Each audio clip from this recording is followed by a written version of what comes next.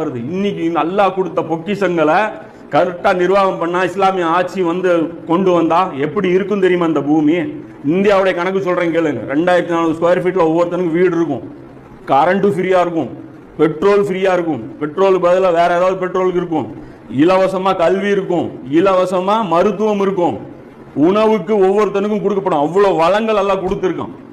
அது பயங்கரமான கால்குலேஷன்ஸ் இந்த மாதிரி இருக்கு. இதெல்லாம் இருக்கிறத விட்டுட்டு எத்தனை கண்டுபிடிப்புகள் நிறுத்தி வச்சிருக்கான்னு தெரியுமா?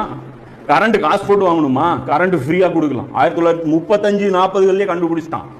டெஸ்லாங்கிறவன் கரண்ட் வந்து ஃப்ரீயா கொடுக்குற மாதிரி கரண்ட் பிடிச்சி வச்சிருக்கான். கரண்ட் ஃப்ரீயா கொடுத்தா இந்த நிறுவனங்களுக்கு பாதிப்பு, அதனால தடுத்து வச்சிருக்கான். 8ஆம் கிளாஸ் படிக்கிற பையன் 1 லிட்டர் தண்ணியில 1 வருஷம் வண்டி ஓடுறது கண்டுபிடிச்சிருக்கான்.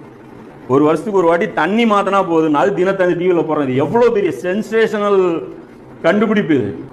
இதெல்லாம் என்ன விலைவாசிக்கு ஏன் ஏறுது? ஒரு முஸ்லீம் ஏன் தொழுவ முடியல? பணம் தேவைப்படுது. பணம் ஏன் தேவைப்படுது? பெட்ரோல் அவனுக்கு ஃப்ரீயா கிடைச்சா, அவனுக்கு வீடு ஃப்ரீயா கிடைச்சா, அவனுக்கு வெறும் 5 ரூபாய் அரிசி கிடைச்சா, அப்போ இந்த ரூட்ல போய் தீமையை தடுக்கணும். இது என்ன? அது அரசியல், இது ஆன்மீகம். எது ஆன்மீகம்? நபி ஸல்லல்லாஹு அலைஹி வஸல்லம் கொண்டு வந்ததெல்லாம் தனி. இது முஸ்லீமுடைய கடமை. நம்மளை வேற யாரும் செய்ய முடியும்? ஏன்னா இது செஞ்சா அந்த அளவுக்கு அடக்குமுறைகளை சந்திக்க வேண்டியது வரும். சாதாரண வேலை கிடையாது. அதாவது வழிமுறை என்ன? இன்னைக்கு வந்து அறிவு விழிப்புணர்ச்சி ஏற்படுத்துறது தான். இதுக்கு நம்ம பயப்படக்கூடாது. இதுக்கு நம்ம பயந்தோம் அப்படின்னா அல்லாட்ட மாட்டுவோம்.